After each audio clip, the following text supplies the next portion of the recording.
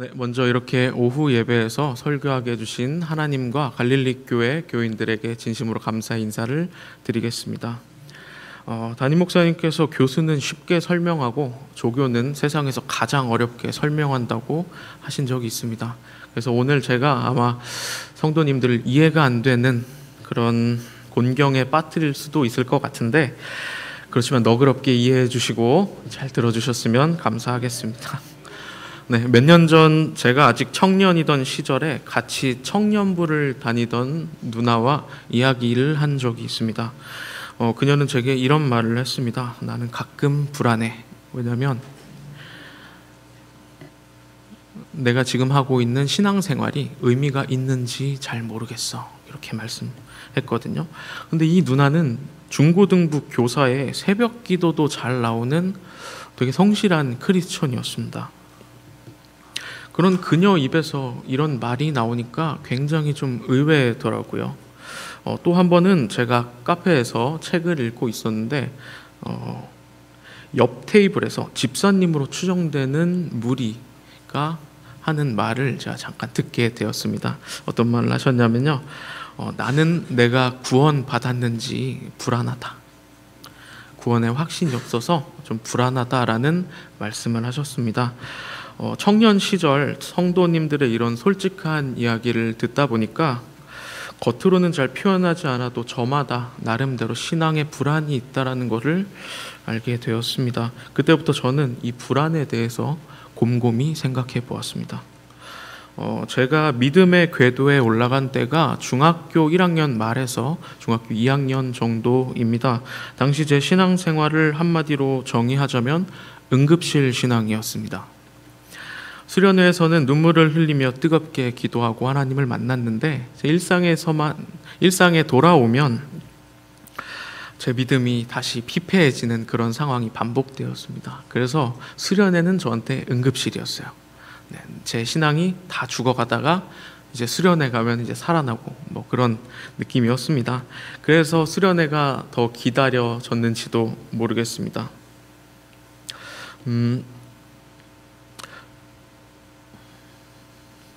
믿음에 대한 것도 지금과는 좀 많이 달랐습니다.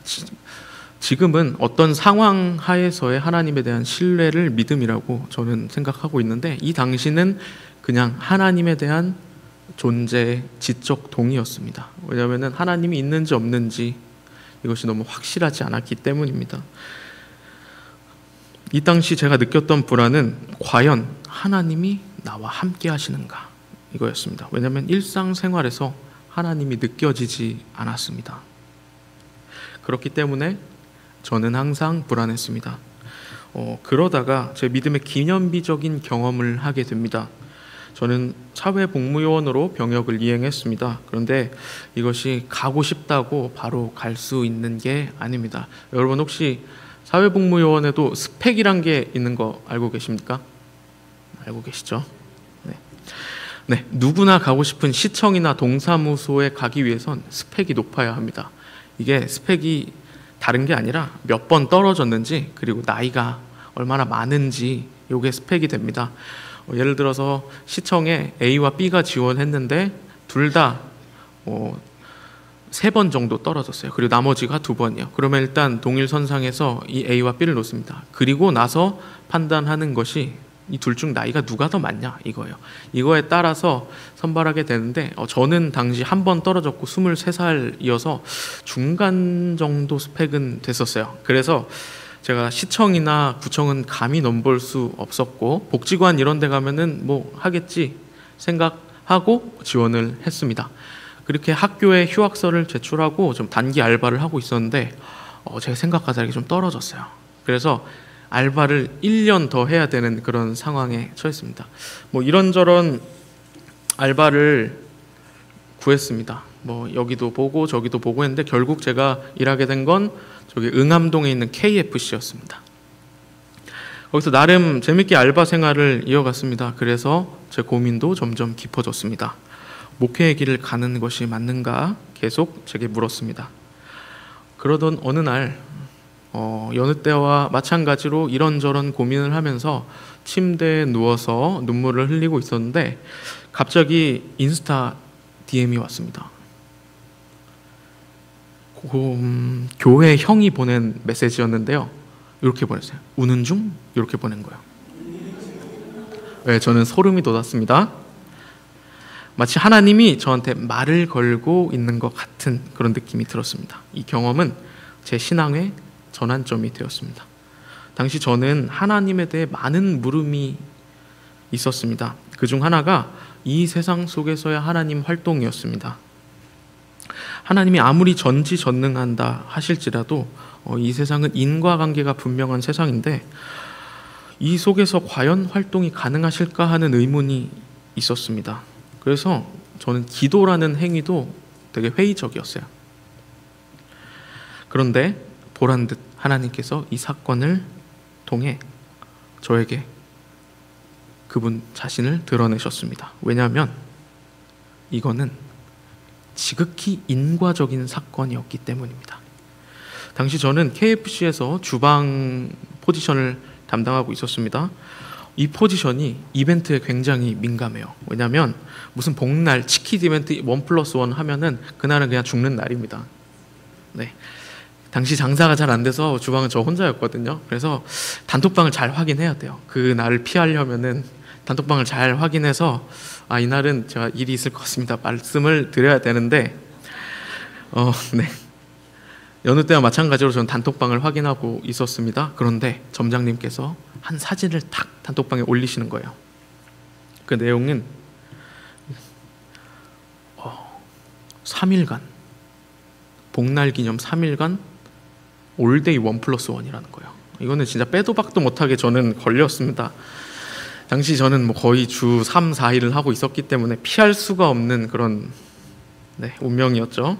저는 이거 사진을 캡처해서 제 인스타 여기 올렸어요.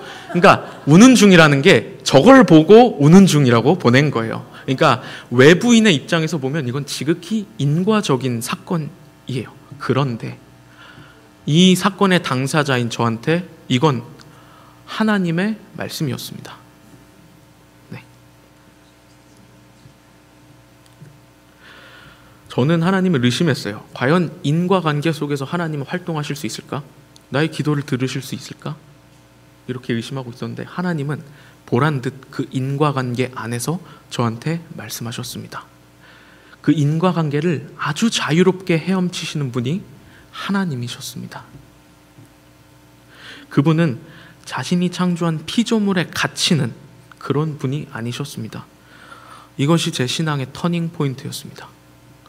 이제 말씀으로 들어가 보겠습니다. 오늘 본문의 말씀은 정말 유명한 장면인 하나님과 모세가 처음 만난 이야기 안에 속해 있습니다.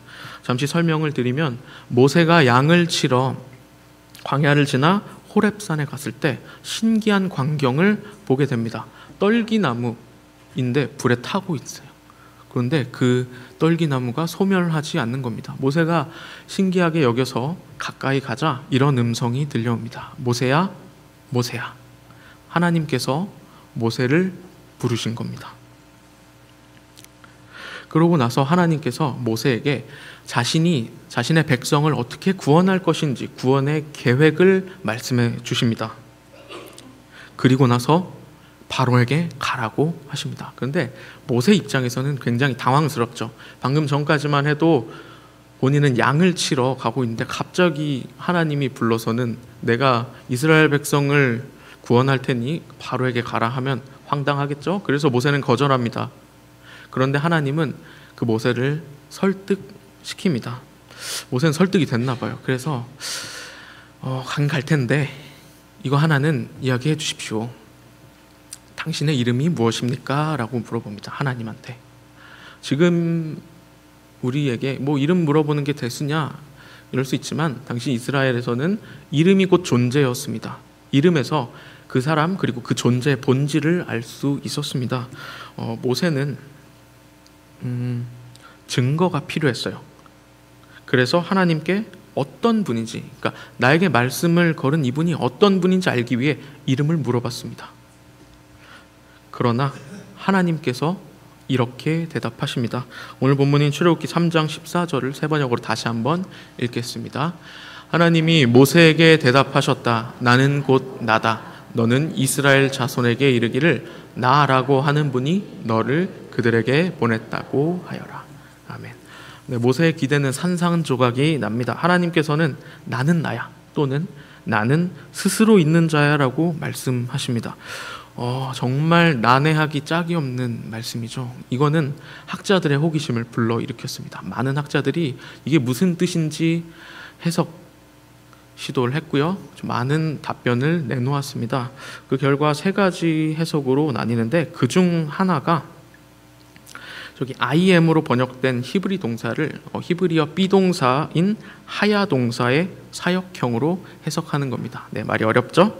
네, 학자들은 그렇게 되면 나는 내가 있게 한 거를 있게 한다라는 의미로 해석할 수 있다고 합니다. 즉 창조주 하나님의 의미라는 거죠. 여러 해석들이 있습니다. 나머지. 그런데 제가 제일 좋아하는 건 그냥 나는 곧 나다라고 해석하는 걸 굉장히 좋아합니다. 왜냐하면 하나님은 하나님이시기 때문입니다. 그 어떤 수식어로도 완벽하게 설명할 수 없는 분이 바로 하나님이십니다. 그렇기에 우리 신앙인들이 불안을 느끼는 건 지극히 당연한 겁니다. 왜냐하면 인간은 예측할 수 없을 때 불안을 느끼기 때문입니다. 하나님은 우리가 전혀 예측할 수 없는 분입니다. 그러니까 우리가 불안을 느끼죠. 그런데 우리가 이 인간들이 불안을 이기지 못해 하지 말아야 할 실수를 종종 하곤 합니다. 바로 하나님을 우리의 생각의 틀 안에 가두는 겁니다. 다른 말로 하나님을 예측 가능한 존재로 축소시키는 것입니다. 다음 말씀을 함께 읽겠습니다. 백성이 진영으로 돌아오매 이스라엘 장로들이 이르되 여호와께서 어찌하여 우리에게 오늘 블레셋 사람들 앞에 패하게 하셨는고. 네.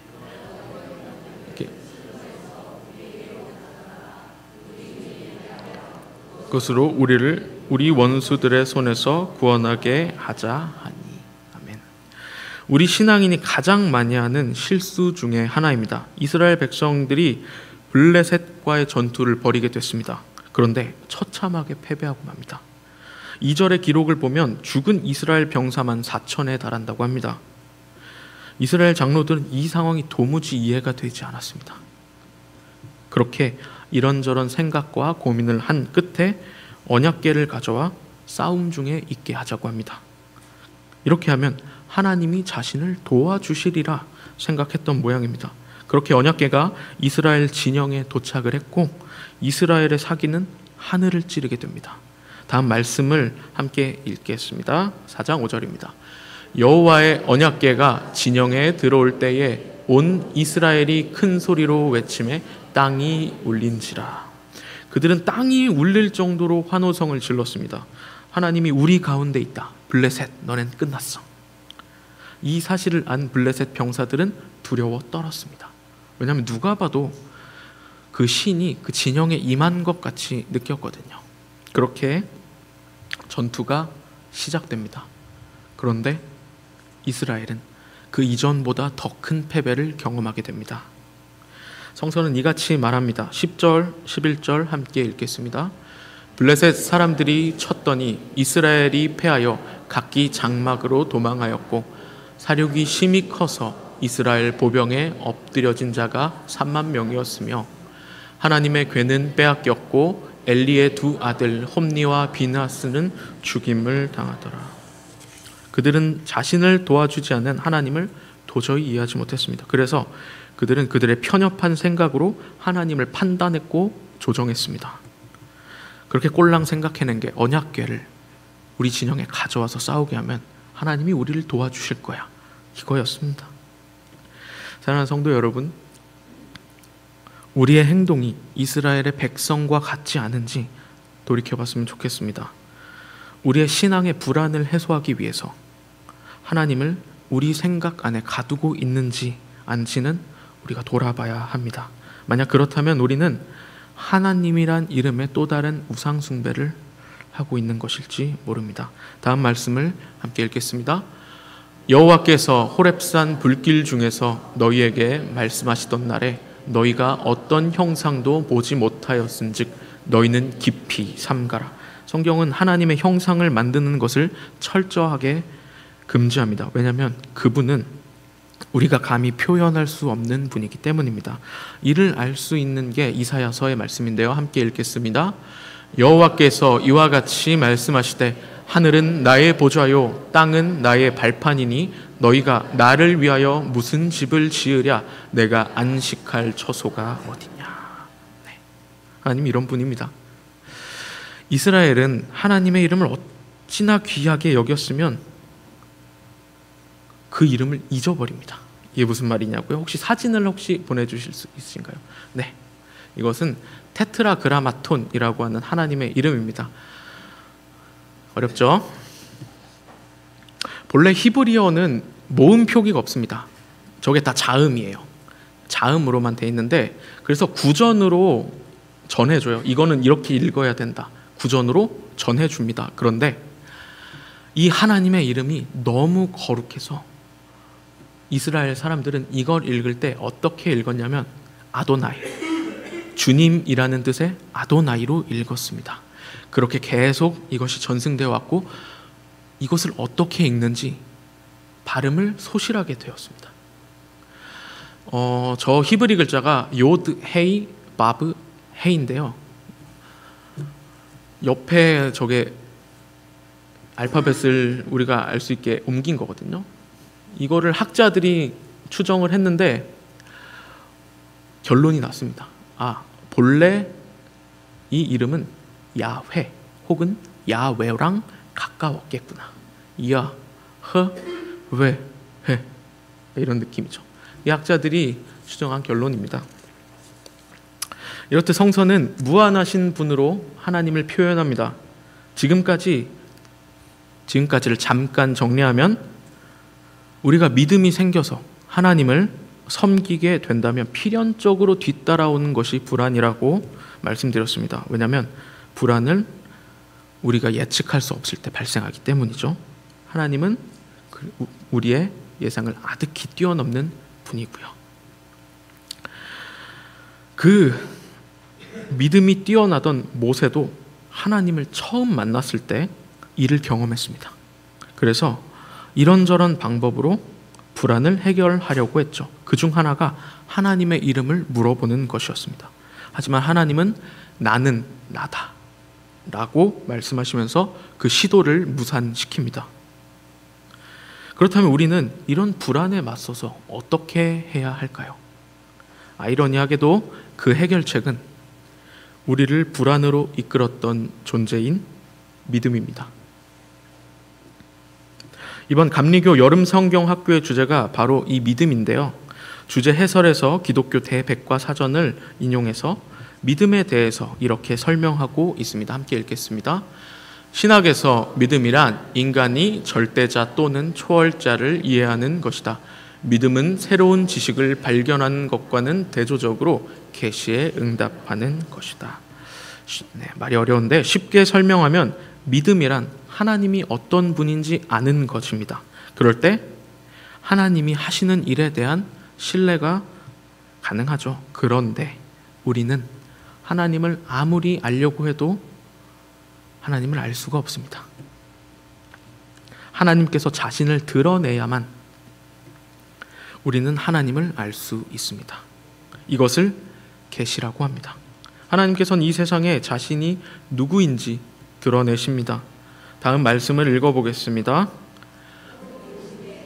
나는 내 조상의 하나님이니 아브라함의 하나님, 이삭의 하나님, 야곱의 하나님이라. 하나님은 자신을 드러내실 때 나는 돈이 많아, 그리고 힘이 세, 이런 특징으로 자신을 드러내시지 않습니다. 나는 내 조상 아브라함의 하나님, 이삭의 하나님, 야곱의 하나님과 같이 이 땅에서 자신이 한 일로 자신을 소개합니다.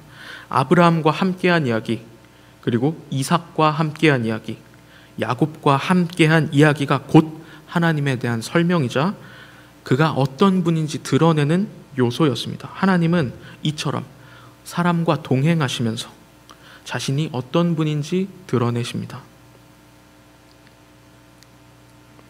여호와 이레는 아브라함이 경험한 하나님이었습니다. 브엘세바에서의 하나님은 이삭이 경험한 하나님이었습니다.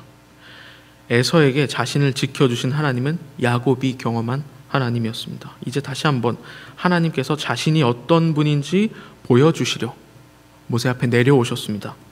아브라함의 하나님, 이삭의 하나님, 야곱의 하나님, 그리고 이스라엘의 하나님 이야기가 이제 시작되고 있었습니다. 같이 말씀을 한번 읽겠습니다. 출애굽기 4장 2절에서 3절입니다. 여호와께서 그에게 이르시되 내 손에 있는 것이 무엇이냐? 그가 이르시되 지팡이입니다. 그것을 땅에 던지라 하시매 곧 땅에 던지니 그것이 뱀이 된지라. 모세가 뱀 앞에서 피하매. 아까 모세는 불안했죠. 그래서 하나님이 이런저런 방법으로 자신을 드러내십니다. 이 기적을 보고 모세는 자신감을 얻어 파라오 앞에 나아갔습니다.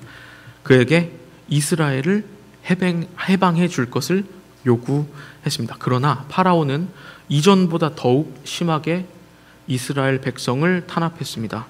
다음을 같이 읽어보겠습니다. 모세가 여호와께 돌아와서 아뢰되 주여 어찌하여 이 백성이 학대를 당하게 하셨나이까? 어찌하여 나를 보내셨나이까? 내가 바로에게 들어가서 주의 이름으로 말한 후로부터 그가 이 백성을 더 학대하며 주께서도 주의 백성을 구원하지 아니하시나이까? 모세도 불평했습니다. 자신의 생각대로 되지 않자 하나님께 따졌습니다. 그러자 하나님께서 모세에게 말씀하십니다. 출애굽기 6장 1절의 말씀입니다. 여호와께서 모세에게 이르시되 이제 내가 바로에게 하는 일을 내가 보리라. 강한 손으로 말미암아 바로가 그들을 보내리라. 강한 손으로 말미암아 바로가 그의 땅에서 쫓아내리라. 그리고 하나의 더 약속이 있는데요. 출애굽기 4에서 5절입니다.